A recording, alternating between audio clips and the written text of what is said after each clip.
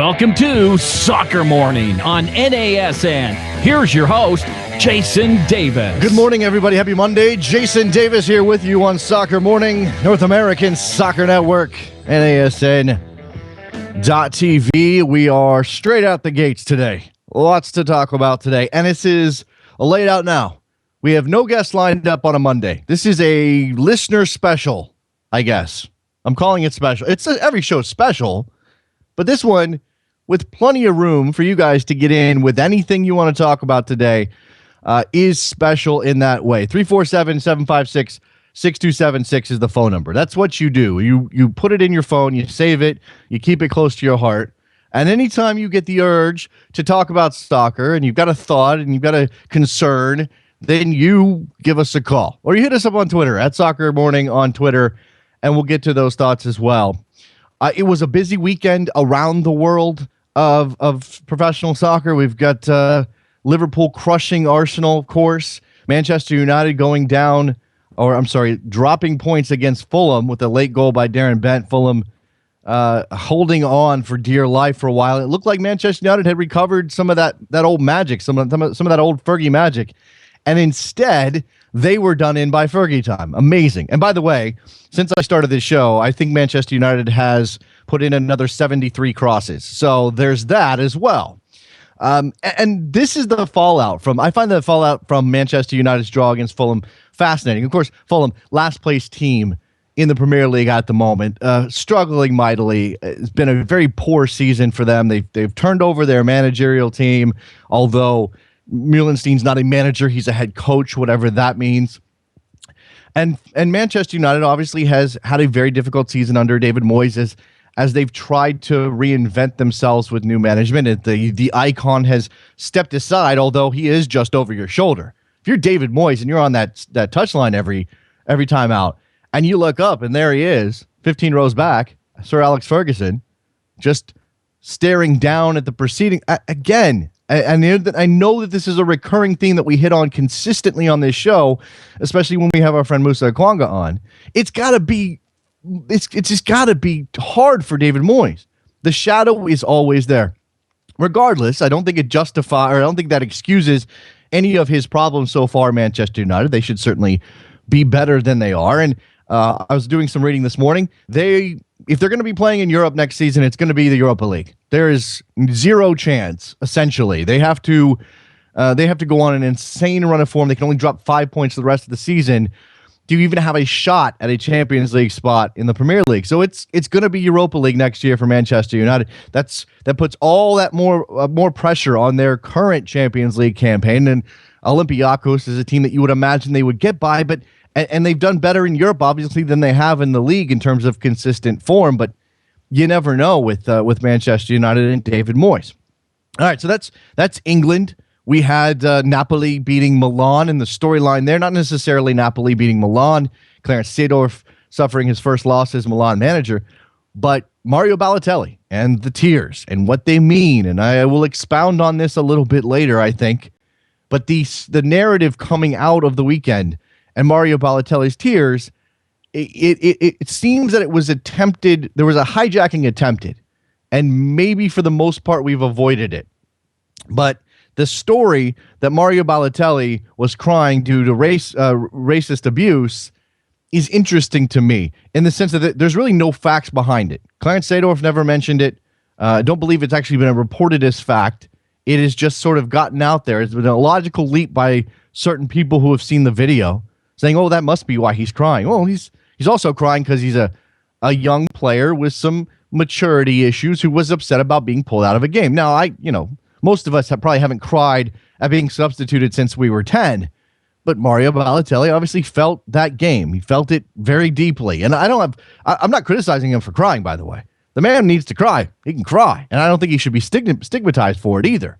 But I do have a problem with the hijacking the narrative and making it about racist abuse if it's not, because then that minimizes actual racist abuse that is a problem for Mario Balotelli in Italy and a wider problem around Europe.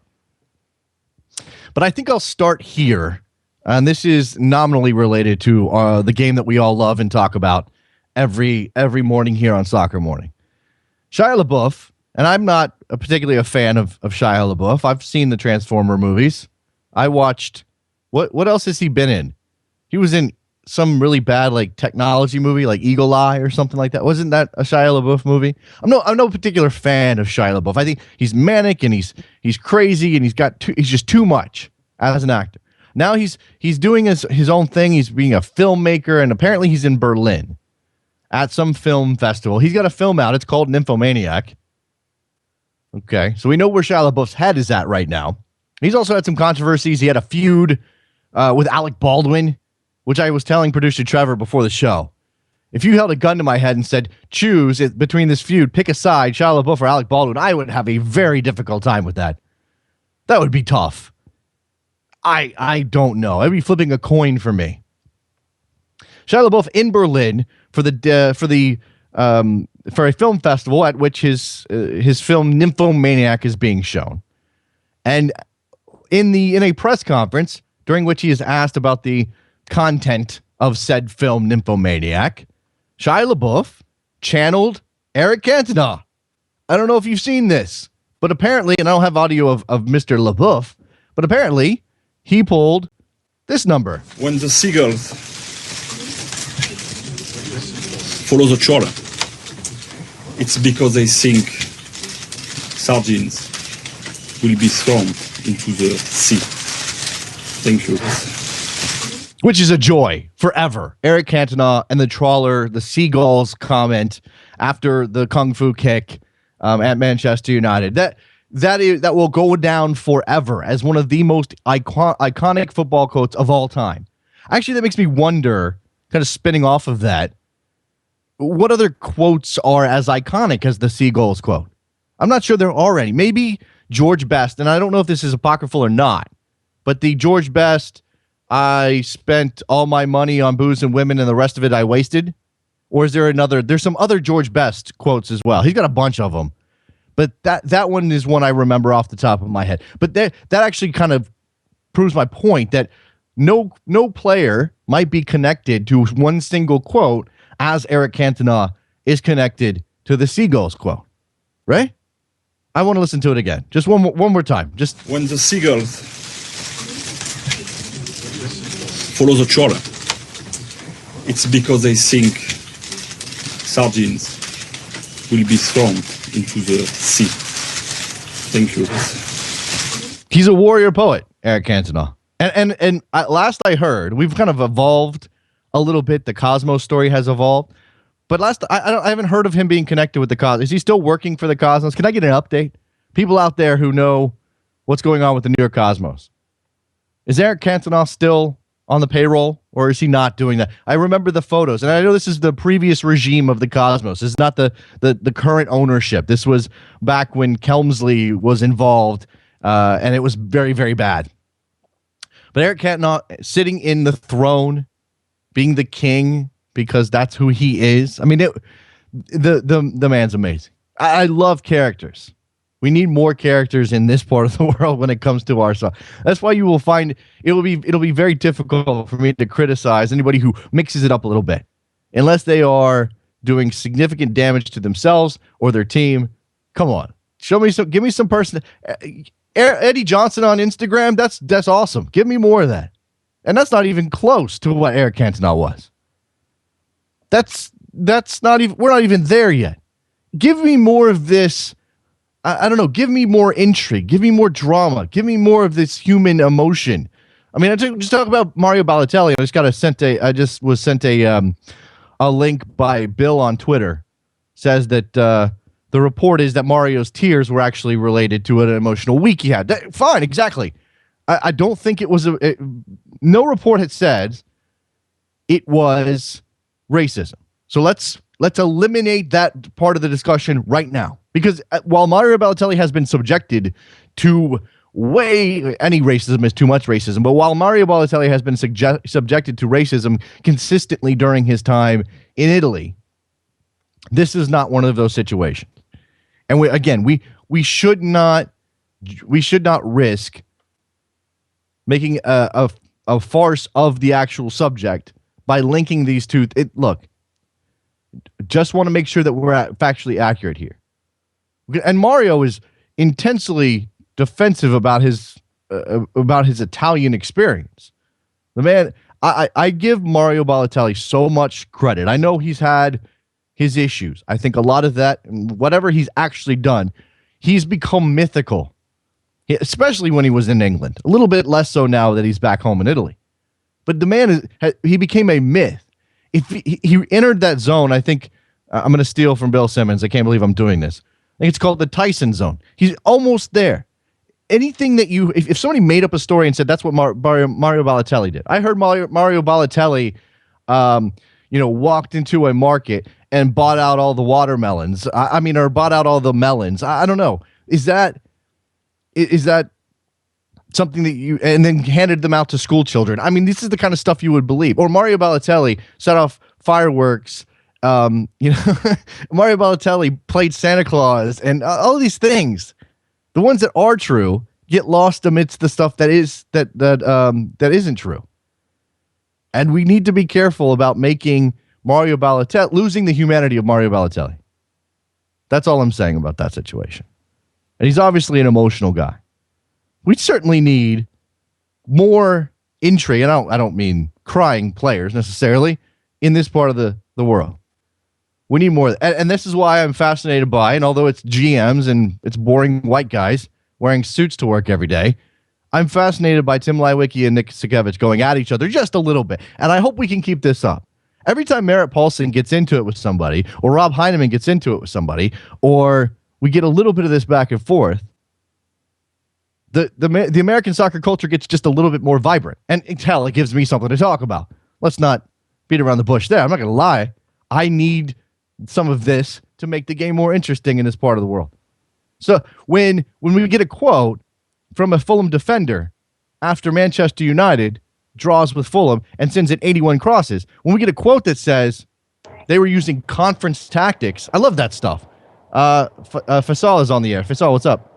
Hi, Jason. It's Faisal from Florida. Faisal, sorry. What's up, man? Sorry to change the narrative on Mario Balotelli. Interesting conversation, but I wanted to talk a little bit about the Miami MLS expansion, if you don't mind. Sure, right absolutely, man. It's free for all today. Bring it.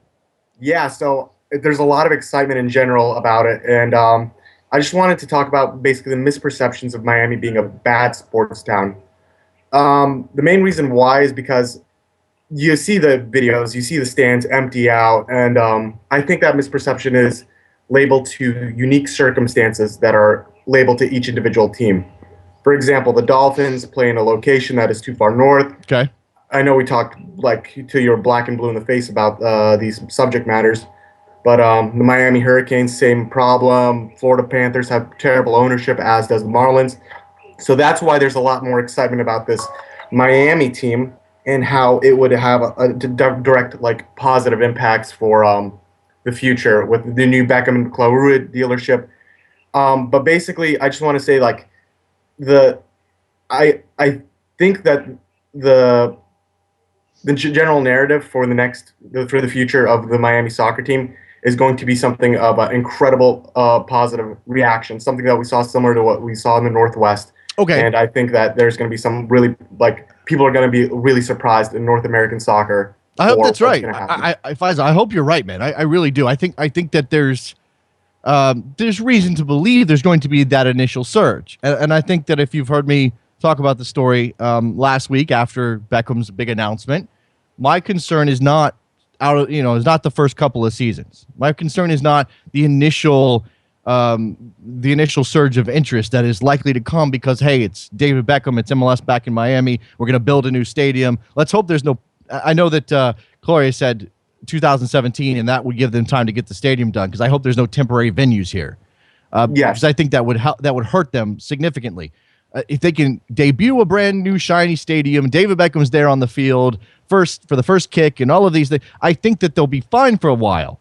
But I wonder about continuing that momentum and whether or not there is going to be a long-standing history of support with them. I know they only got 3 seasons. The Fusion only got 3 seasons.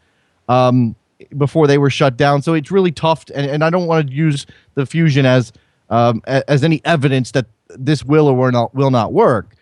But again, I think it's interesting to try to figure out if year 4, 3, 4, 5, and down the line is going to be as good as what we're seeing in Seattle. I mean, Seattle's headed in to their 5th year, and the attendances just keep growing there, and it's incredible. Yeah.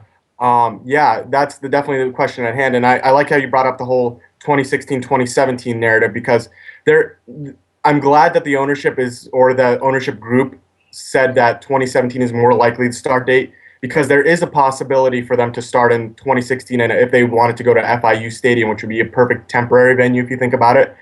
But I feel like in order for it to sell as a product in Miami, you're right, it has to be a full crowd. This package, beautiful stadium, has to have the DPs right off the bat for that Miami crowd. This package has to be presented complete. It can't be we're on our way to this or we're half, and in fact, exactly. This is the same criticism that we need to give to New York and NYCFC, and this is at the feet of MLS. I know they took the $100 million from Man City, and that is good for the league on a wider scale. But if they're going to be playing in a temporary venue and it's probably going to be Yankee Stadium, that's going to take a significant amount of sting out of how cool it's going to be to have pro soccer in New York City. And they're going to have to deal with the repercussions. I don't know what they will be, and I don't know if it will really harm them over the long run. But the same truths that hold in New York are going to hold in Miami, that you need to present this based on the difficulty of the market. And even if there are a lot of soccer fans, there still has to be some acknowledgement that Miami's different. Let's just acknowledge that. They need to present it in a fully formed way in order to be successful. It's very true, especially with there is a lot of truth to the Miami sports market in terms of like fickleness. Yeah. But I'd still say that it is very unique in the soccer sense. But also to add on that Man City point that you brought up with New York, NYCFC, and Man City, did you see the report about from Le Parisien that David Beckham may be asking for funds from the Qatari group in PSG? Yeah, I saw that. I haven't had a chance to really read up on it. I'm a little skeptical. I mean, if it's only one source and it's coming out of Paris, and David Beckham, yes, he's got that connection. He played for PSG. I don't know. I don't know if this. I mean, I'm sure they're going to try to create a portfolio of investors. I know it's not just going to be Marcelo Claure and David Beckham, but I don't know. I find that interesting. I find that until I know more about what that actually is, I really don't even want to comment on it. Do you have any particular thoughts on it? I'm just glad that there's like a lot of international buzz about it, no matter where it's from. Well, that's the power of Beckham in Paris. That it's just great news for MLS in general, that people are so interested in, who's going to be investing in this club, who's going to be, like, when you look at the ones that we already have on board, from Claure, Simon Fuller, and Beckham. Claure has already run a successful club in Bolivia. David Beckham is an international brand to be the face of the franchise, and Simon Fuller, there's a whole bunch of it. Yeah, no, absolutely. I do think, and I have my partner on the Best Soccer Show, Jared Dubois, told me he thinks that he's convinced that there's a good chance it'll be Beckham United or something ridiculous like that. I do not see in a million years that is not going to happen. He is not that stupid, and the people who are backing him, because remember, Beckham may be the face of this, he may be exercising his option, but he's not the main driver in terms of investment here. He's not going to be putting up the bulk of the money. That's the billionaire who's standing right next to him. There's no way that anybody involved that's not David Beckham lets him put his name on this club. Not going to happen. They used him perfectly as the mascot for absolutely, it, which I love. And that's his role. And this is why I will discount anybody who criticizes this plan based on what comes out of David Beckham's mouth. His job is not to be the adept soccer savant who's going to put together a successful team. His job is to be the face of it. As long as they hire the right people, they should be okay. I appreciate the call, Faisal, man. Appreciate it. You're welcome. Have a good show. All right. 661, you're on the air. Who's this? Oh, I lost it. Okay. 347-756-6276 is the phone number. Anything and everything is free. Is game today. We'll talk about anything you want. I'm not sure where I was before Faisal jumped in. I think I was talking about Balotelli and intrigue in America. That's where I was. That's where it was. Let's go. Okay, let's go to the phone. 661. You're on the air. Yes. Hello. Yes. Who's this? This is Robert. Hey, Robert. What's up? California. Hey, man. I'm asking what you guys are going to do what's your prediction of the MLS schedule or season? I'm sorry. You want my season predictions right now? before we. Yeah, it's about a month. It's a month away. I know it's a month away.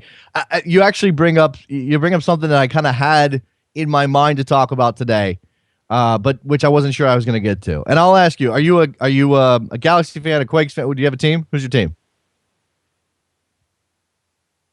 Robert, are you with me?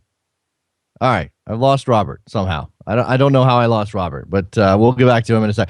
I don't have predictions yet. I'm still forming things. I did a Q&A. I said Seattle would win the Supporters' Shield. I don't know if I really believe that because I haven't really assessed everything yet. And part of this is, and I know there's something to be gleaned, but part of this is I don't give any credence to preseason at all. This is mostly to get the players in shape, mostly to get them in rhythm. I don't know. I mean, if you look at the personnel, and there are so many unknowns year to year in MLS because there are additions to these rosters, players we don't really know. It's very difficult to pin down who got significantly better unless they're players that we're familiar with, or who got significantly worse. Portland's going to be good again. LA is going to be good because they usually are. RSL is going to be good again, with the caveat that we don't know how Kassar is going to do in his first year. 484, you're on the air. Hey, Jason. I wanted to continue with Miami talk a little bit. Okay. What are your thoughts on thinking this is almost more of a strategic move for MLS, even if it isn't a huge off-field success? I mean, which it could be, and I hope it is, and Beckham's probably the guy that could get it there for an off-field success. But, I mean, Garber is obviously targeting being this top league. And in order to be that top league, you need to attract the top players or these interesting players like you're talking about earlier in the segment. Okay. Miami's obviously a DP destination. Yeah. NYCFC is obviously going to be a DP destination. I mean, I know this is way out there, but if Chivas could rebrand or get their act together, LA is obviously a DP destination.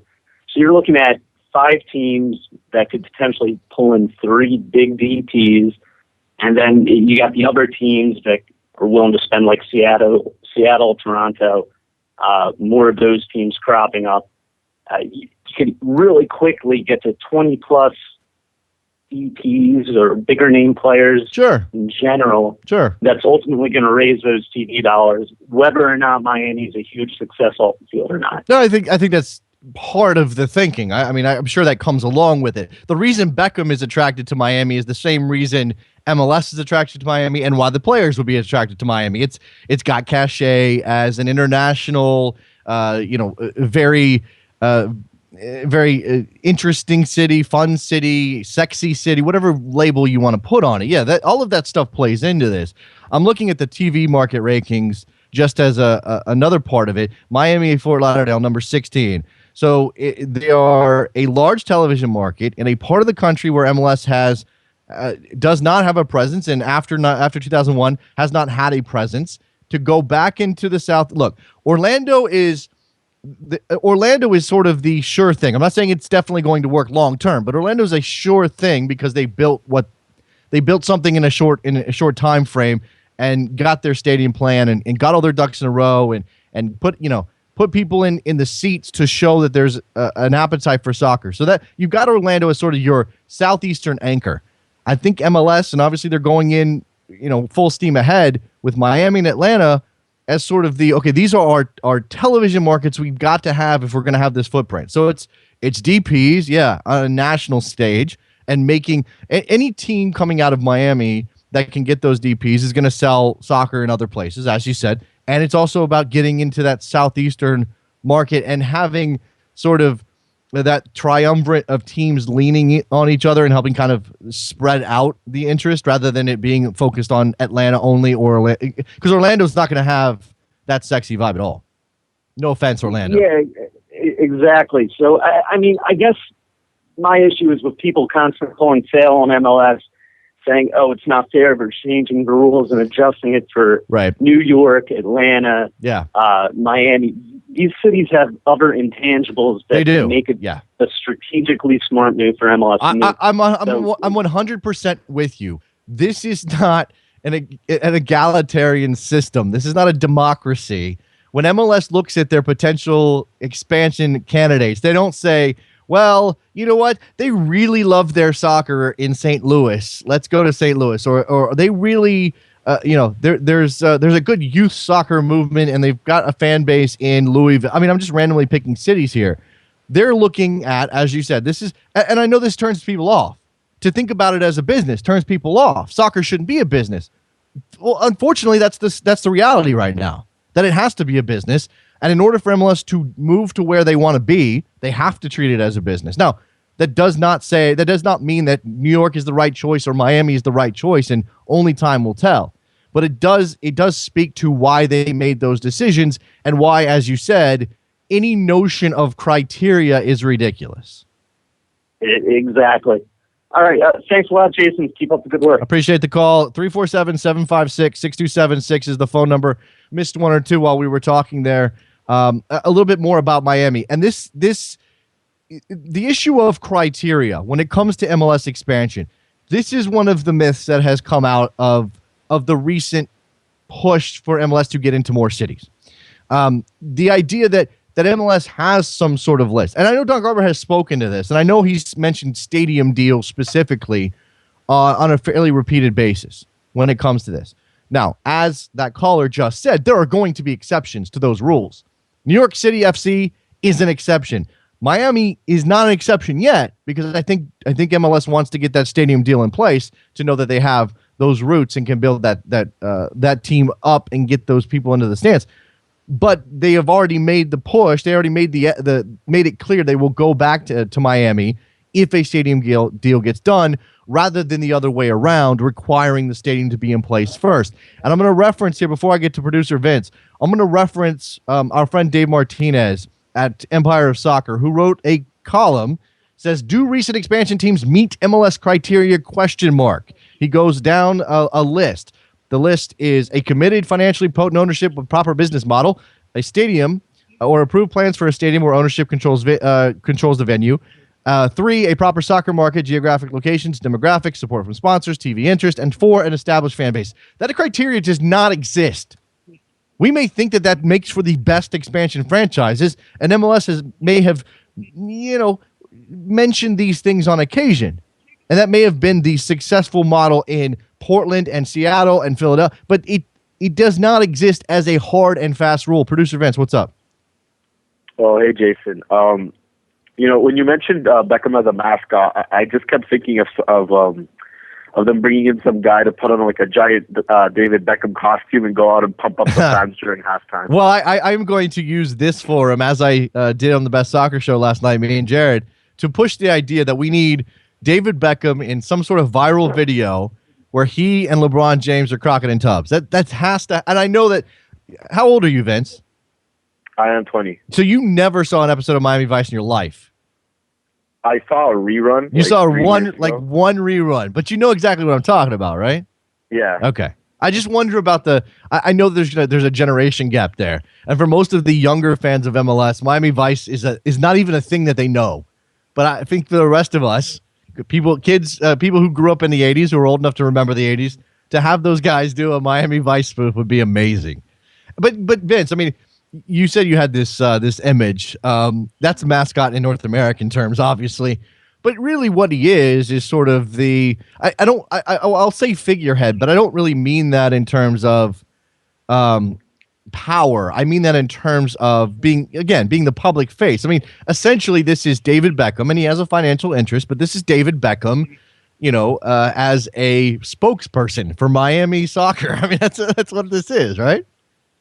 Well, yeah, exactly. I mean, when you look at, like, let's say the headline, it's Beckham and friends, right? They don't tell you the friends or how important those friends actually are. Well, if it's LeBron, he'll be if that becomes an official thing, LeBron will be mentioned, but it'll still be Beckham's project. Everybody will know that. I find I've never failed to be amazed by the power of Beckham's celebrity. You think you understand exactly how big he is, and then you see things happen, and you're like, wow. People will bend over backwards for that guy at every turn. It's amazing. Anything else? No, he's the most, like, it's not Messi or Cristiano Ronaldo. David Beckham is like the most famous footballer in the world. Absolutely, because he crosses over those divides between hardcore soccer fans, people who know the sport and know soccer, and people who don't. He crosses over that divide.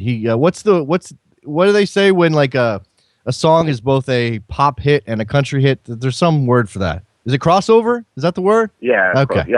Crossover right, hit or something like that. So he's a crossover soccer celebrity. Anything else for me, Vince? Yeah, Jason, I have a question for you, and I don't think you or anyone has really like answered it, and I want to get your thoughts on this. If the U.S. has a poor World Cup, and specifically guys like Clinton Dempsey and Michael Bradley have a poor World Cup, will that change your opinion about them coming back to MLS? It will open questions as to whether or not it was good for their game. I mean, I will be happy to address those questions. It won't change my belief that them being here is good. No, but that's on a big picture level, not necessarily an individual player level.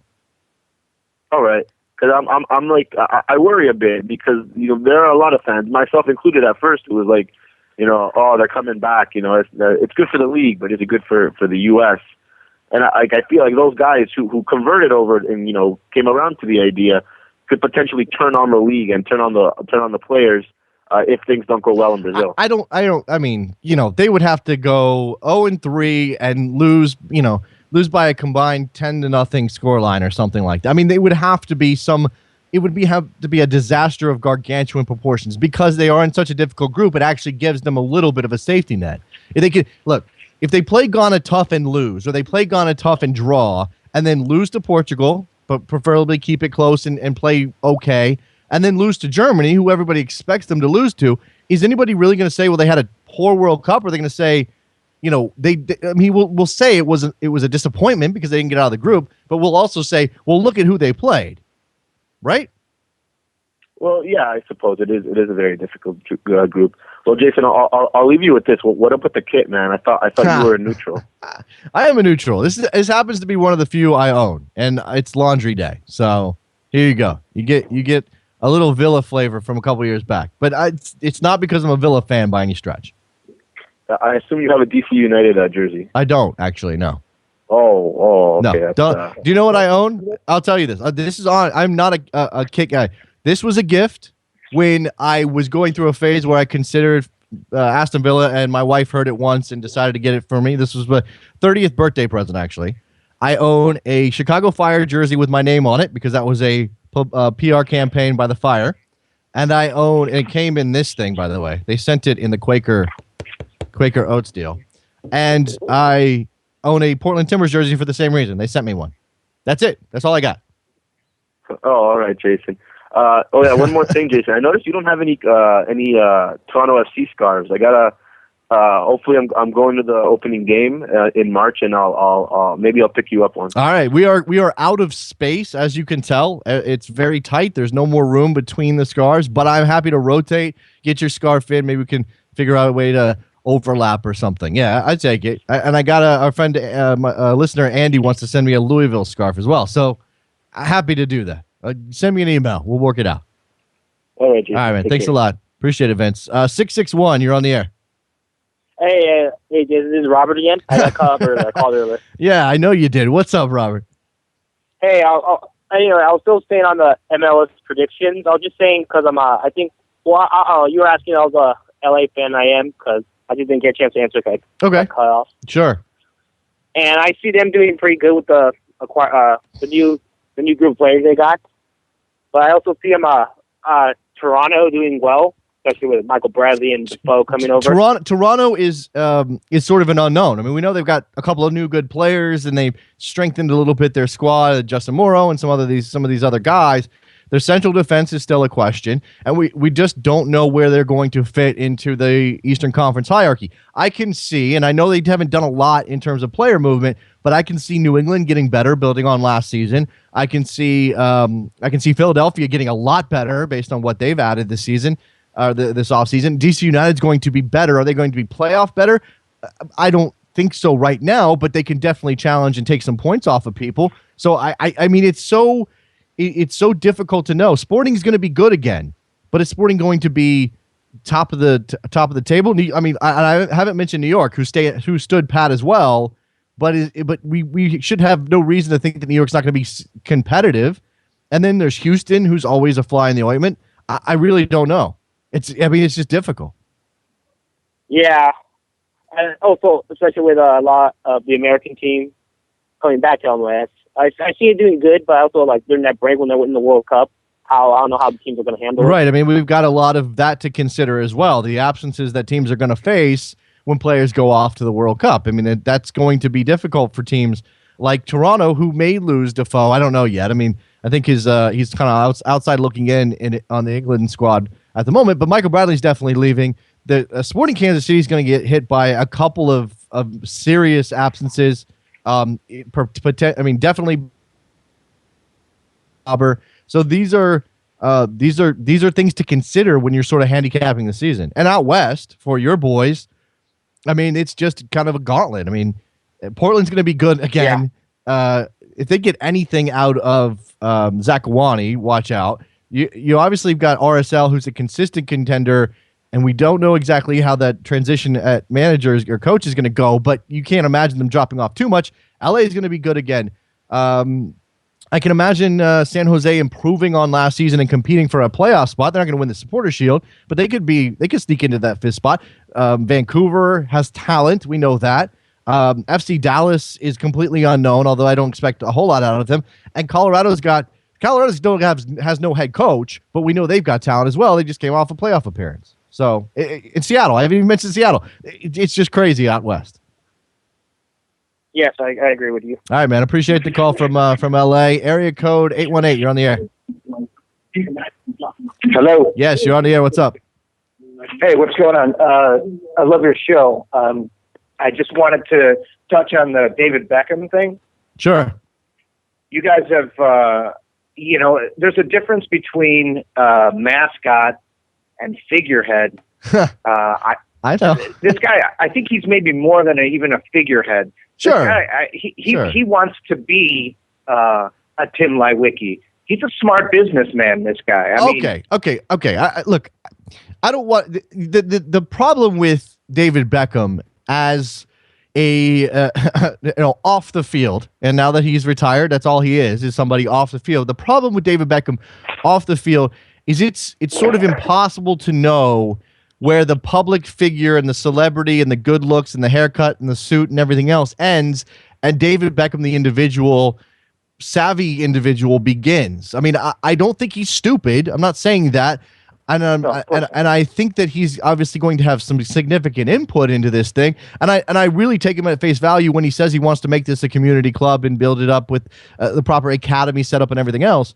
But really, he for his entire career, post marriage to Posh and the celebrity thing, he's been managed very, very.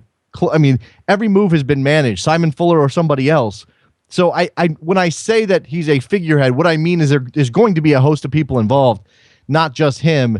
But that doesn't discount the possibility that he's not going to be Tim Lewicki. Let's just push that side. What I'm saying is this is a guy that wants to be Tim Lewicki. I mean, he's okay. Very clever. He's very sharp. He certainly isn't just what was made of him by Simon Fuller, by Alex Ferguson. I mean, this guy took a little bit from some of the brightest and most innovative minds in the game in the last 20 years. I know he also knows his role. He knows that he's going to step out there. He's going to smile. The suit's going to look good. He knows what sells underwear. He knows what sells himself. Yeah. Yes. No, it's going to be a major, major part of this. Yeah. He knows players. He's going to have a more active role in this than he has had in anything before. Absolutely. I mean, I think that's obvious. But I do think that his greatest value to this project is being David Beckham and standing in front of the press and getting his picture taken 1,000 times, and then going out to the youth soccer fields and getting mobbed and it becoming sort of this building momentum on top of itself in a market that needs that sort of buzz to properly launch this team. Absolutely. And but what's that role going to be in 10 years into the team? Exactly. Exactly. I think he could parlay his, it's easy to call him a mascot, I guess is what I'm saying. And I'm not coming down on you. Sure. It's easy for him to be put in the role of just the smiling face while all the geniuses work behind him. But this is a guy that's worked right next to all of the geniuses in the game. Okay. He's something to be, he's formidable. That's what I'm saying. That's absolutely a fair belief. I will say that there have been plenty of amazing, great, legendary players in all kinds of sports who have played under geniuses or alongside geniuses and failed to take anything away from those relationships. That happens all the time. I appreciate the call though. So you're telling me the Miami's going to be a success? You're going to guarantee that right now? I'm not going to guarantee it right now, but they're going to come in as a super club. They're going to hit the ground running as a super club, very much like Toronto. This is and very much like New York FC. You said it yourself. Mm-hmm. These are people that are going to have all the components in place from Jump Street. This isn't like a Seattle era expansion. It's not like even a Chicago era expansion, Portland, any of these great expansions that hit the ground running. The bar has been raised. Yes. In Miami, New York, they've got to drop with multiple DPs, big names, impossible stadiums, perfect crests and jerseys. Any little misstep, and it's a tough community. We'll come down on them. Right? I would 100% agree. It's got me thinking about the list of things that they have to do, and sort of not prioritizing them because they're all equally important in a very sort of basic way. But certainly the things that they have to get right. The stadium, wherever they end up building it, and preferably you want it in a high traffic location where it has some of that, whether or not Miami downtown is downtown like anywhere else, it needs to have that backdrop. It needs to look good on television. It needs to look good in person. It needs to have. Yeah, you got it. Look, we're talking about picking up Sporting Park and dropping it in Miami. That's what we're talking about here in terms of the quality of the building. There's another thing that you touch on with the stadium. I'm sick of people saying, well, the Fusion, they didn't cut it, and Fort Lauderdale, it's not really Miami. The reality is, if the Fusion had dropped like Seattle dropped, none of this would have been a question. People would have drove the 15 miles, but they didn't. That was a different age. It's not even remotely relevant to compare Miami Fusion dropping in 1998 to, this 2017 Miami FC, Beckham United, whatever it is. I think that's fair. Yeah. I think you're right. It's not even the same language to use. This was not that league at all. So, it's like you say, if you drop right on that stage and all the actors are there and, all the writing is there and you've got the right director, yes, they're going to be a success. Yeah. Are they going to win the league the first year out? We'll talk about players later. But, this will be a success. All right. If it's managed properly, and clearly they're trying to manage they had a press conference just to say that at some point they're going to have a press conference. Yes, these guys know how to play the game. Absolutely. So, I think you have incredibly savvy, intelligent individuals. For the money is there. That was one concern. That's been taken care of. The money is there. You've got David Beckham, and he's the face of this project. And as you said, they've got people involved. In addition to the stadium being quote unquote perfect, you can't build a perfect stadium, but they got to be as close as they can possibly be. I think it's got to have its own flavor. It's got to be I don't think it has to be quote unquote Miami in some sort of stereotypical way, but it has to feel like a unique building that puts that team on an elevated stage, either on par with, say, Sporting Kansas City or Red Bull Arena or these type of places, or above. Two, if David Beckham is serious and they want to make real inroads in the community, the academy needs to start up before they put a senior team on the field. They need to have an academy running for, I would hopefully say, a couple of years. It's 2014 now. If they're shooting for 2017, you could have your academy up and running by late next year, hopefully. And whether or not those kids become anything down the line is not really the point. You want to put that out there that we are working. Now, it's got to be they want to get it right for their own reasons. But I think the public facing element of it is important. As you mentioned, the branding. Now let me ask you, and I didn't get where you're from. Sorry.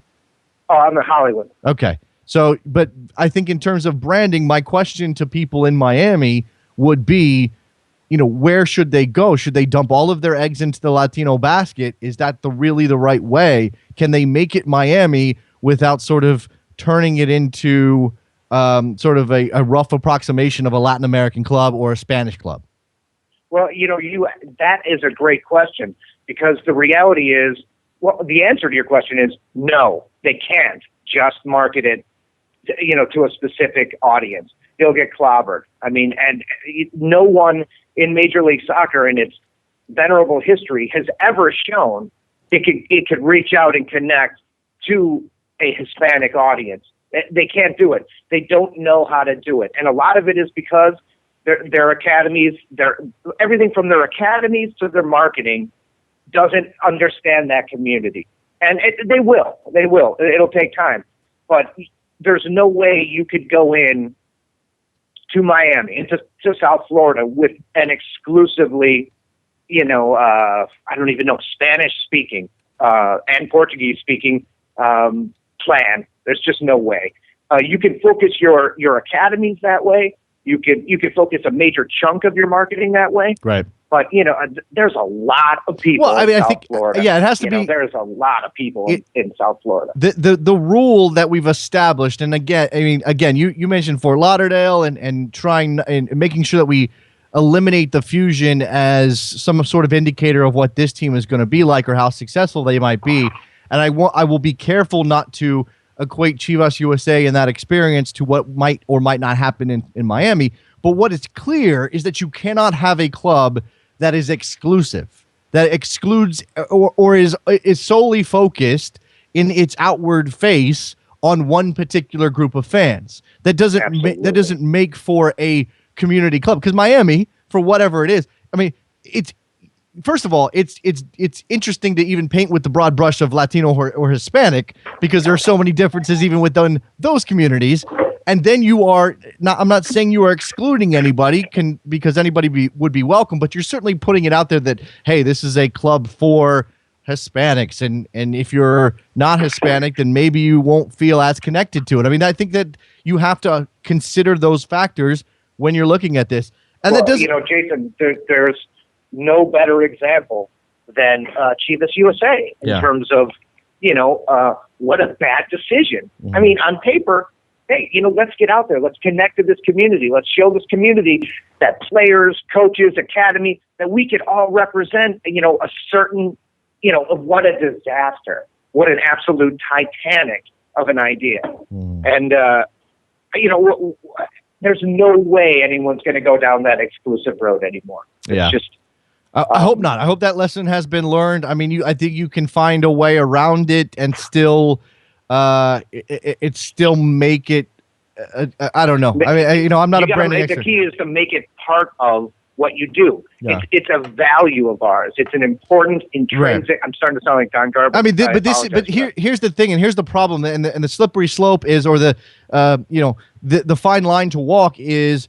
This is why clubs go with generic names and names that will offend no one, because then they can build up that inclusive attitude around that blank slate, which is fine. It makes for less interesting club names, but it will give them, like, if they decide on Miami FC, which was a former minor league club and then became the Strikers and moved to Fort Lauderdale. But if they went with Miami FC, we would all kind of go, "Oh, that's so boring.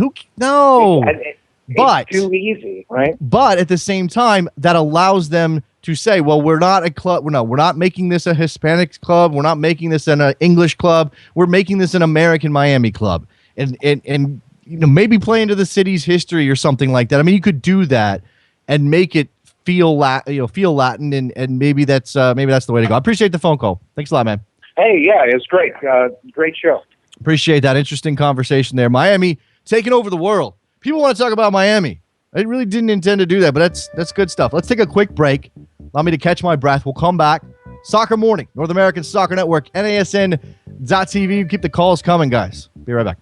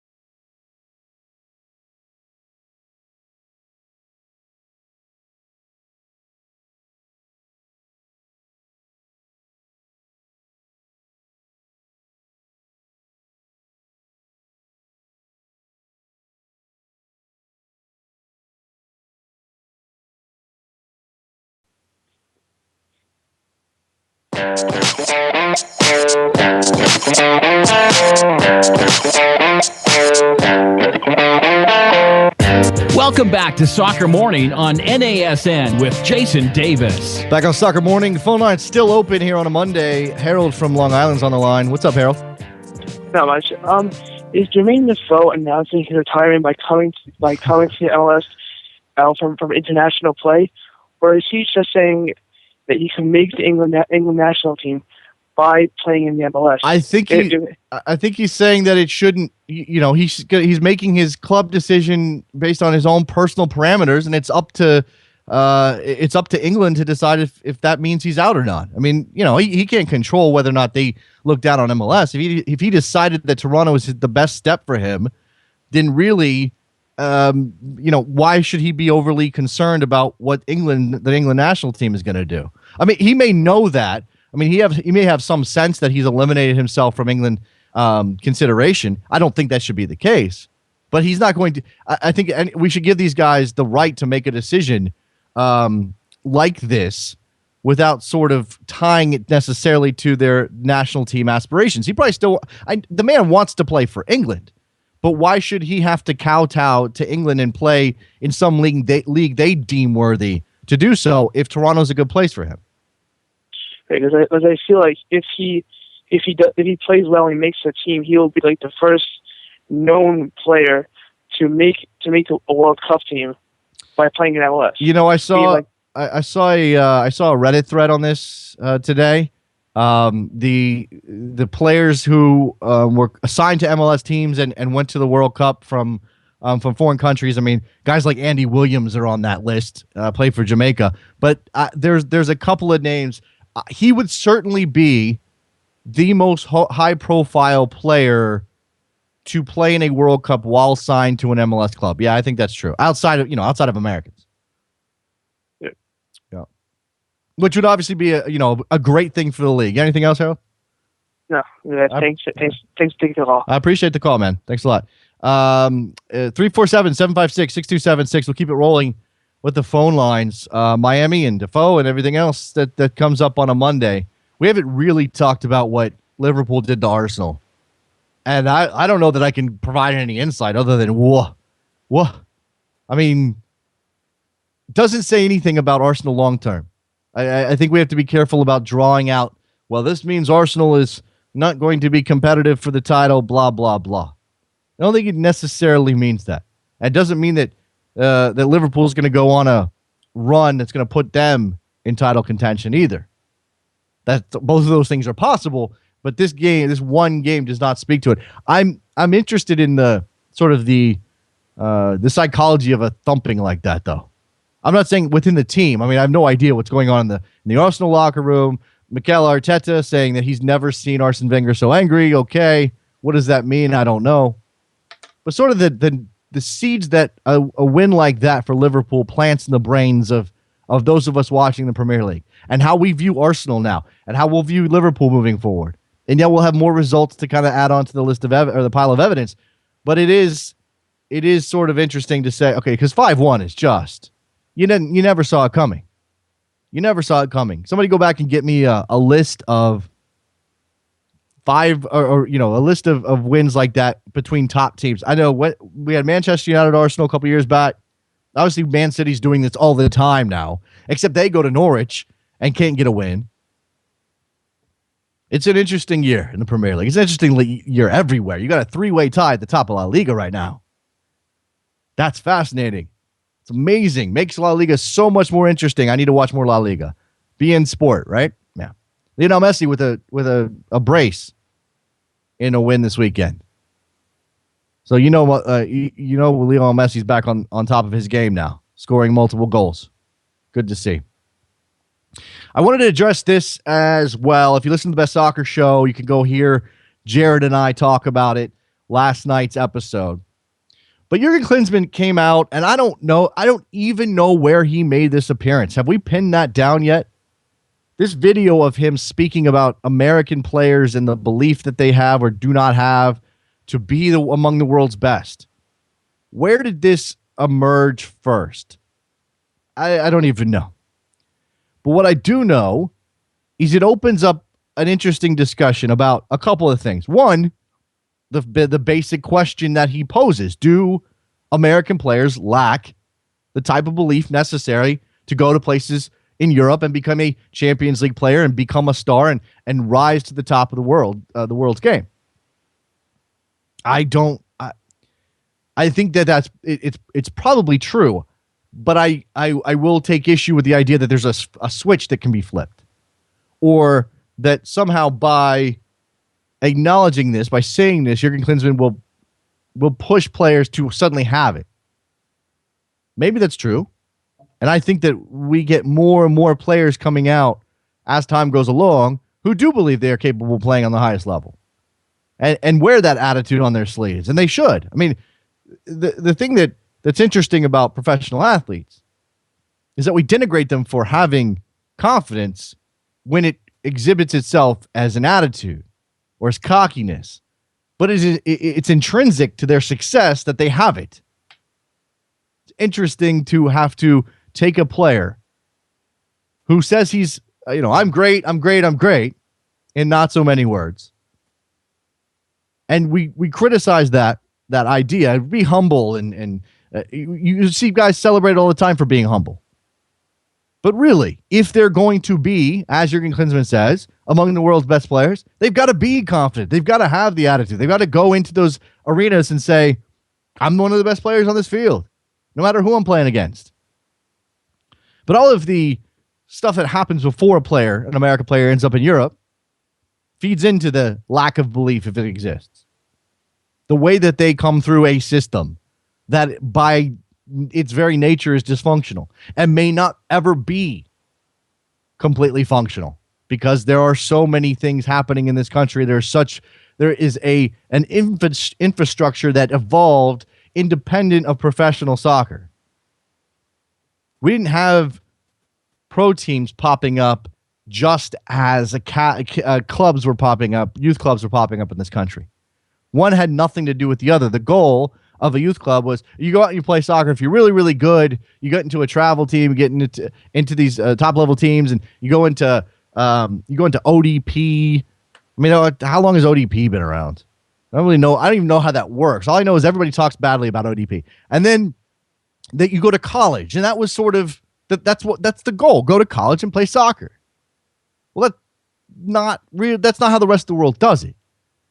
So when our players get to that level, even the ones who don't go through the college system, and we're only 12 years removed, 13, 14 years removed, something like that, from Landon Donovan bypassing the college system, going to Leverkusen, coming back to MLS, becoming a national team star. He was there weren't a lot of guys like him. Now there are a lot more. Now there are a lot more players who are avoiding college for whatever reason, whether they want to go and do a Josh Gatt and play in Scandinavia at 18, or they're coming through academies. Even academy kids, I mean, most academy kids go to college. It's still intrinsic. It's still part of the process here. So when you go through college and your entire life from the age of 12 is not aimed directly at being one of the best players in the world, I think it's probably pretty easy to not necessarily lose confidence as if that's a negative, but sort of have a different perspective on it. Because you could argue that even among the best players in the world, the belief that they're the best comes from an irrational place to start with.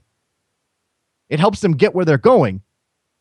But when they begin to believe it initially, it's probably not true. It's probably not true. It becomes a self-fulfilling prophecy. And I don't know. I said this last night. I don't want to make a value judgment over whether our system, I'm going to claim it because I'm American, whether our system is better than their system. Meaning that we have for as long as we've been playing this game, it's only the last couple of years where we've had this idea of turning kids into pros. That the very reason for being for these clubs was to turn kids into pros. That's a fairly new concept around here. Haven't really been doing that. We're not Ajax. Hasn't been working that way. But at the same time, fewer kids fall through the cracks in terms of education, setting themselves up for a productive life, whether or not they play pro soccer or not. than in most places in Europe. Not everywhere, but a lot of places in Europe, there are so many kids going into academy systems and they get spat out when they can't cut it, can't make it. I'm being told I'm generalizing. I admit that I'm generalizing. I said not every place. But I think it's an interesting idea that we should be pushing aside everything that we do here because it's not producing the best pros. As if our only concern should be the quality of the 1% of players that ends up playing for our national team instead of the well-being. And again, it's generalizations. I have to talk in big, broad terms here. Instead of the well-being of thousands upon thousands of kids. Yes, we are limiting the possibilities of having world-class players by the nature of our setup. Which, again, I don't know that you can't break it all down and build it back up. You got to work within a very dysfunctional, very messed up system. And again, it limits the number of world-class players we're going to be able to produce. Does America not produce world-class players because we don't care enough? I don't think that's the case. Because we're not trying? No, that's not the case either. Because our system is not built to put kids on equal footing with those from so many other countries? Probably true. Does that mean that we should treat our young players the same way they treat young players in many other countries, but not all? I don't know. Can you find a middle ground? Is there a middle ground to be had here? Maybe there is. Maybe there is. The other part of this that I find fascinating and from Jurgen Klinsmann, because this is the guy he is. He is going to talk. Jurgen Klinsmann has spoken more. How long has he been on the job? Give me a rough idea. Jurgen Klinsmann has spoken more in his tenure, and he hasn't even completed a cycle yet. He's spoken more in his tenure than Bob Bradley and Bruce Arena did in 12 years. Because that's who Jurgen Klinsmann is. And when he does this, he does it with a purpose. Most of this is sort of just flapping the gums and getting his ideas out there into the world. But he does have a purpose. I don't want to say that the man isn't trying to get something accomplished when he talks. But I think he talks at cross purposes sometimes. It's not that he's refuting himself, but he gives himself this philosophical ability to both praise and criticize the people he's talking about. In this case, he's talking about American players. They don't have the belief. And when he talks, he mentions specifically Italy, England, top clubs, Champions League. He names 2 players. He names Josie Altidore. Hopefully after the World Cup, we get Josie Altidore into a Champions League team. He names Tim Howard. Hopefully after the World Cup, we get Tim Howard into a Champions League team. He mentions Italy, clearly a shot at Michael Bradley, indirect. He mentions England, a shot at Clint Dempsey, indirect perhaps, the 2 players who came back to MLS before Jurgen Klinsmann would have liked them to, because they're not pushing themselves in Europe. So on the one hand, we have out and out, because it doesn't take much to read between the lines, criticism of the players in his national team. But on the other hand, without saying that Europe is unfair, treats American players unfairly, he essentially says that American players don't work on the same level, the same playing field with other players. That it's harder for Americans in Europe, that they have to prove themselves more. And if you need an example, look at Clint Dempsey and the trouble he had at Fulham, and the notion that he had to prove himself over and over and over and over again for manager after manager after manager, despite being one of the most effective players in their attack. Now that's one example. Doesn't apply everywhere. But I find it fascinating that Jurgen Klinsmann is able to say, my players aren't doing enough. My American players, our American players, taking ownership. They don't believe enough. They need to go out there and believe. And saying, hey, Europe, you know what? American players are good. Give them a shot. Give them a shot. Phone lines are still open, 347-756-6276. I'd love to get some feedback on the notion that American players don't have the belief to be among the world's best, as if that's the only thing keeping them back. It might be. Is it that simple? Is the reason that the United States has never produced a quote-unquote world-class player simple matter of belief? Not coaching, not the amount of training time they get as kids, not playing street ball, pickup soccer, because that's the thing. American kids don't go out and play pickup soccer. They don't play in the street. They don't have the passion. American kids don't have the passion, guys. Certainly some American kids have the passion. Some American kids go out and play in the street. Some American kids go out and play in the backyard or in the park or wherever. There is something to be said, and I've said this before, there's something to be said for American kids not living and dying with the game the way that European kids, South American kids do. When I was a kid, as an American growing up, and I started playing soccer very young, but when I was a kid, my dream was to play in the World Series, play in the Super Bowl. The World Series first, then the Super Bowl. To hit the home run, bottom of the ninth, in the World Series. When I was 6, that was my dream. That was the thing you did in the backyard. You put the ball on the tee, you took the bat, you hit the home run to win the World Series. Now, this is almost 30 years ago, and I'm sure it's changed significantly. But we need that. We need that thing where 6-year-old kids are going in their backyards and scoring the goal to win the World Cup. This sort of important to the cultural idea of turning kids into professional soccer players. We can continue to tweak the system. We can continue to talk about coaching and training and everything else. And all of that matters. It all does. Access is important. Gotta have access. This close to Clint Dempsey not happening because what other parents are going to be willing to drive their kid from Nacogdoches to Dallas every day or however often he went? When he had a sister who passed away, when he has, another athlete in the family. And he's not unique in that regard. How many kids drop soccer because, look, we can't afford this?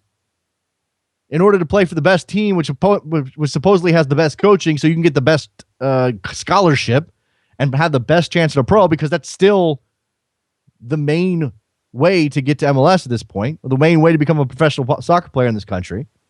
In order to do all that, you can spend thousands of dollars. Yeah, that's a problem. Absolutely, that's a problem. But we also have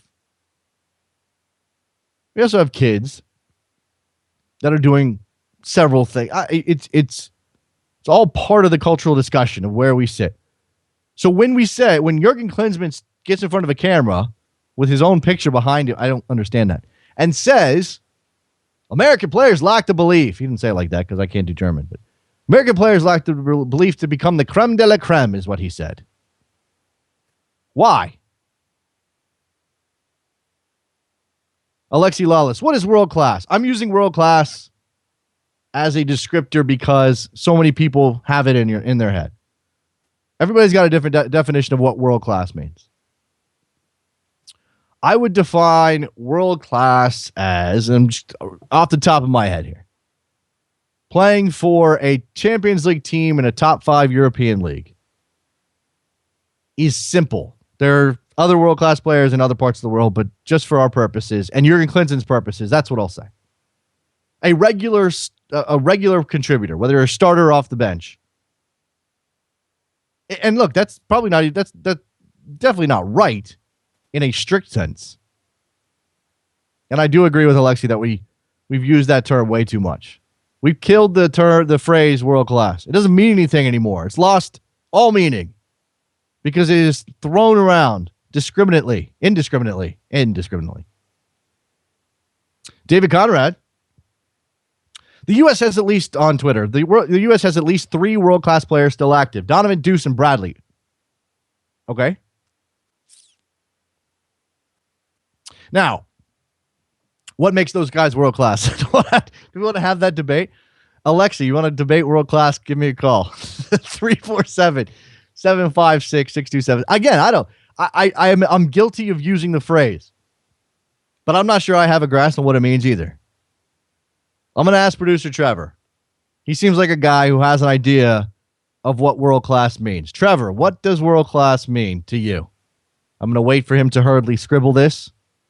In the meantime, give me a call. Jurgen Klinsmann. And Jurgen Klinsmann's working both from a short-term perspective. I want the best. I want my players to be the best they can be as we go into a World Cup this summer and face 3 very good teams in the group stage. And the long term. Jurgen Klinsmann is not going to be satisfied having a little bit of success at the World Cup. Or certainly he doesn't think in terms of this cycle and, oh, look, then the next cycle. Jurgen Klinsmann thinks in terms of 10, 15, 20 years from now. And I think this is good. Whatever you think about Jurgen Klinsmann, and I've just suggested that the man talks a lot. He does. Whatever you think about him, American soccer needs that guy, the big picture guy, pushing and prodding and attempting to imagine what can be and attempting and being in a position to make some of it happen. How successful he can be, how much influence he can actually have, I don't know. But again, all of these statements he makes, everything he says when he opens his mouth is in some way meant to move that process along. Producer Trevor says that world class is a significant contributor at a top 4 club in Europe and not just a starter. A top 4 club. So there are the world class players is only made up of players in 4 teams. Or do you mean top 4 leagues? I'm confused. World class is confusing. Trevor's not enjoying this discussion. Come on. I have no particular interest in divining exactly what world class means. Again, it's thrown around fairly indiscriminately. It's just too easy. We got to stop using it. But I would wonder what Jurgen Klinsmann thinks is, forget the phrase, but where's the ceiling? Where does he see American players that he's got now? Who knows what kind of players we'll get in the future?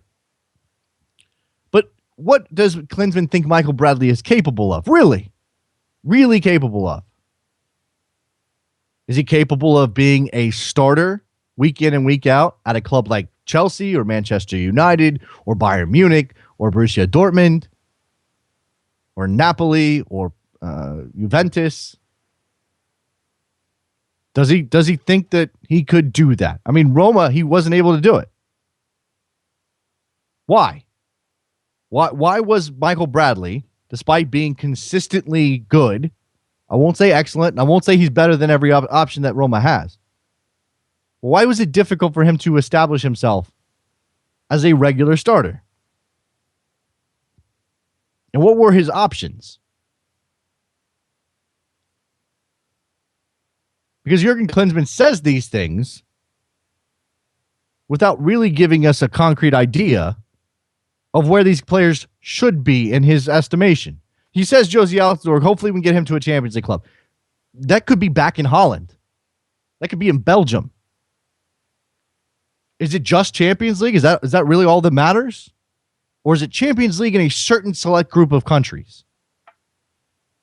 Does Josie Altidore need to be playing Champions League soccer for a Spanish club or an English club or a German club or an Italian club in order to meet Jurgen Klinsmann's idea of having the belief to be one of the best players in the world? Ben Robles on Twitter. Klinsmann is becoming American soccer's gadfly, upsetting the status quo by posing upsetting questions. I don't know about upsetting, and I'm not sure that the status quo is exactly what you think it is, or what you're suggesting it is by that tweet. I mean, it's 140 characters. I could get your intention wrong. It's fine to ask the question. I don't know that I don't know that he's upsetting anybody, but there's certainly questions that we have to ask and answer, or try to answer. We can't answer them. They're not answerable questions. And every player is different, and every player has their own path, and blah, blah, blah. Klinsmann will do this again. He will get in front of a camera or in front of a microphone, and he will say things that are both complimentary and derogatory. And we will be sitting here again. And that doesn't mean that the exercise, from his perspective or ours, is worthless. I don't think that's the case at all. But I do like trying to get to some perspective and some context here. And I'll continue to beat the drum that America, as a soccer nation, in my estimation, should do what it can to avoid becoming dismissive, I suppose is the word, of what happens to the kids who don't make it. And I'm not saying the United States is special. There are plenty of countries around the world where the end game is not just make pro players. And I know as a fan, it's very easy to be selfish. Just make good pros. Just make good pros. I don't care what else happens. Just make good pros that can go to the World Cup and win it. That's all I care about. Trevor does not like this. If you want to argue with me, get on the mic. Come on. Let's go. Education much more accessible in many major European countries. Yeah, I know it is. But we're talking about how many kids who are plucked at the age of 8 or 9 or 10. Oh. All right. This has become a very interesting situation. 347-756-6276 is the phone number. Give me a call. You want to disagree with me? Please do. Please do. I need somebody to stand in for the other side of this. Hit us up at Soccer Morning on Twitter. It doesn't have to be about this. Doesn't have to be about this at all. I touched on a little bit earlier about some intrigue, adding some interest to American soccer's story day to day. And I don't necessarily want scandal. Scandal is not what I want. But a victimless crime, if you want to call it that, like the back and forth between Nick Sakevich and Tim Lewicki, is exactly the type of thing that we need. Now, again, these are general managers, presidents, CEOs, whatever you want to call them, whatever their actual titles are. And therefore, they're less connected to the actual game and the teams on the field than a coach or a player would be. So it takes some of the intrigue out of it a little bit. But when Nick Sakevich does an interview, and I mentioned this, I think I mentioned this late last week. Philly Soccer Page has this interview, Dan Walsh, in which Sakevich basically says, "I'm not going anywhere. I'm responsible for helping get this team off the ground. I can't be fired," et cetera, et cetera. One of the other things he approaches, or he touches on, is Kevin Payne signing Jermaine Defoe and Michael Bradley and spending $100 million. And he said, essentially, he doesn't think that they should be getting credit for being smart in Toronto. Here it is. "I get frustrated when I see people say how smart Toronto is spending $90 million, Sakevich said. I'm not sure how smart that is. I get frustrated when I see Tim Lewicki breaking the bank up there. If we had spent that, we'd be mortgaging the team for 20 years. We have to do things differently than the Los Angeles Galaxies, Torontos, and Red Bulls of the world." It goes on to talk about how he believes Maurice Adu at $1.5 million is a smarter signing than Michael Bradley. And time will tell in their performance on the field whether that's true or not. Tim Lewicki wasn't going to take this lying down. Why would he? He responded to what Sakevich said. "Everyone has their own marketplace," said Lewicki. On ours, we sold 17,000 tickets in 3 weeks. We're going to have a packed stadium every game this year. Our ratings are going to be great. Our merch sales are going to be great. In our world, with our fans, with the commitment they've made in the last 7 years, we owed them this. This is about our business and our relationship with our marketplace. We knew people were going to shoot at us. The shooting has begun. Everyone has an opinion. They're entitled. But 10 times out of 10, I know who I'd take. That doesn't mean the other kid. and that's a do, isn't a good player. He is. But this is Michael Bradley. I hope they keep on him and keep saying what they're saying. It will only motivate a core piece of our team and the rest of the team around him. Just a little sniping back and forth. Good times had by all. Lywicki and Sakevich going at each other. And again, it's doesn't really mean anything, but it does just add that little extra spice to the discussions that we have about MLS. Fernando on Twitter, Junior Duck 75. Coach Jurgen Klinsmann's comments, primarily a motivational tool and a message to his American players. I believe in you. Yes, the man likes to motivate. That's one of the things he does. He is the Tony Robbins of American soccer, Jurgen Klinsmann, and he flies a helicopter. And Rico on Twitter, I don't think Klinsmann respects American athletes. Okay. So two very different opinions. Two very different. Look, the truth is that Jurgen Klinsmann has an idea of what he thinks success is in soccer. And sometimes it runs counter to what his players decide to do.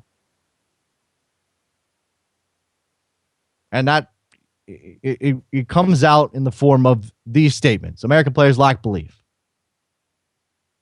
American players are good enough, and if they only believed, they'd be successful in a place I deem worthy.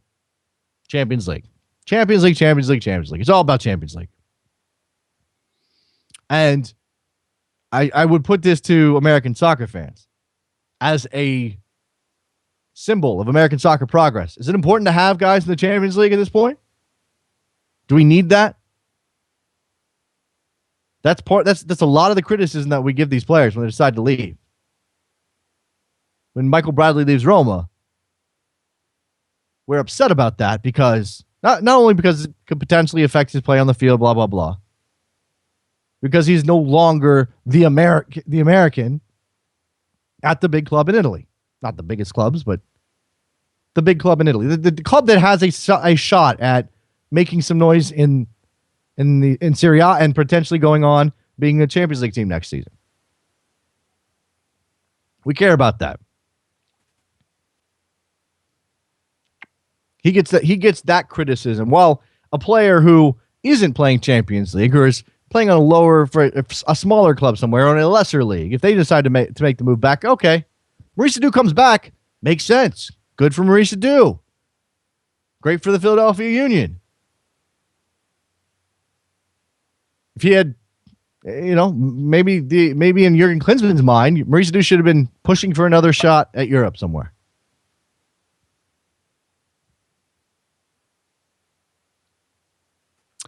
Ben on Twitter, American soccer's stereotype is U.S. players work hard. Klinsmann is out there saying that top level, we don't work hard enough. I'm sorry. I'm not sure I believe that. And it's an individual situation as it is. Clearly. Individual situation. You can't tell me Clint Dempsey didn't work hard. Just don't buy that. Definitely don't buy that.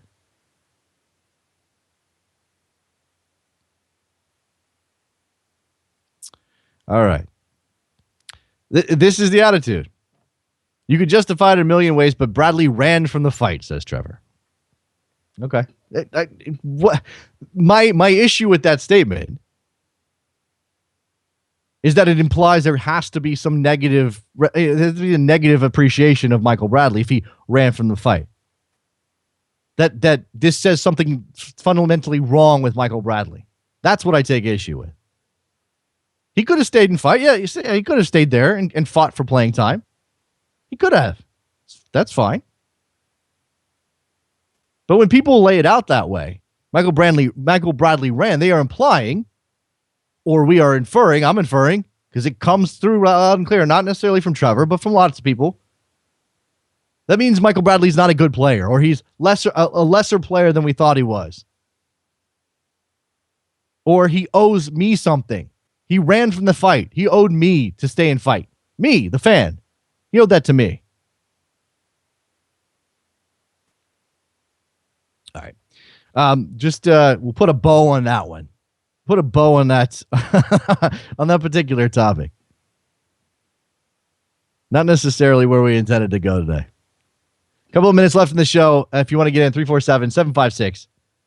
347-756-6276. American soccer fans, the inferiority complex is amazing. It's amazing. We're all part of it. We all have our part to play. We all feed the beast. This is from YSN MK90 on Twitter. MLS needs more Tim Leiwekis. Needs 5 more Tim Leiwekis. Bold, rich guys with the power and the corporate backing to make things happen to get the city crazy.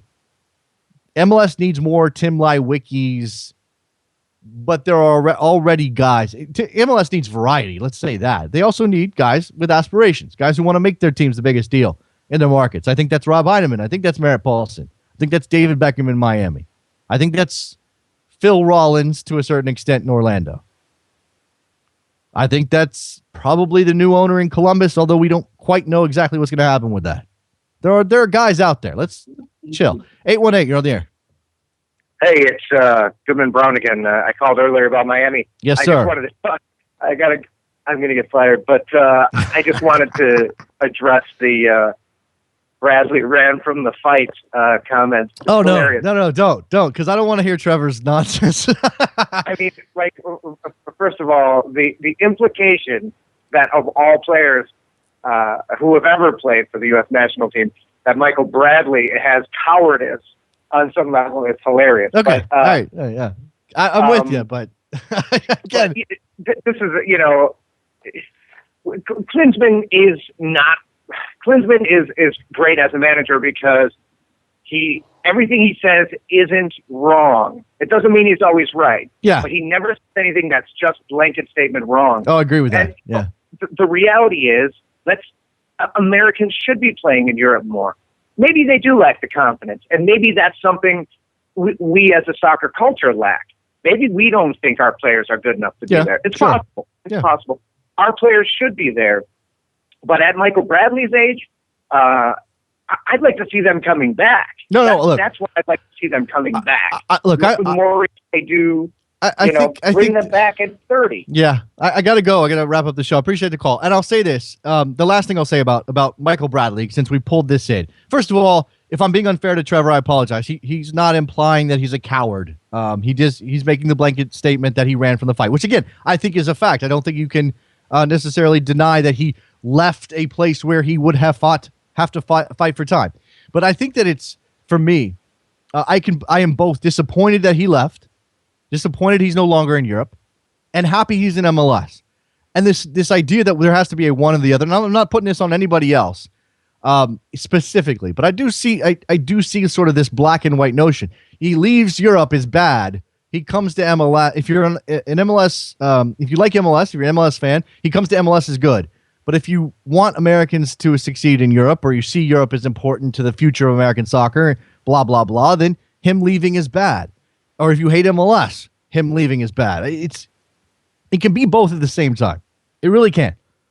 Michael Bradley's got his reasons. And I guess part of that is, part of it for me is just a difficulty in trying to criticize the guy when I don't know exactly what went into this. He could have a million good reasons I don't know about, I suppose is my point. All right, let's wrap this up. And again, he did run from the fight. All right. iTunes, ratings and reviews, do that. Follow us on Twitter, Soccer Morning. We're on Stitcher. We're on TuneIn. We're on iHeartRadio. We have an NASN Android app that Trevor put out there. It looks really, really good. I'm sorry, I have to kiss up now because I was mean to him earlier. And I think that's going to be it. If you want to send me email, by the way, some people have asked, jason@nasn.tv will get to me. And that's going to do it. Good show. Tomorrow we'll line up some guests. It won't just be me. We'll get phone calls in as well. Excellent calls today. Thanks a lot. Thanks for listening to Soccer Morning on the North American Soccer Network. Bye.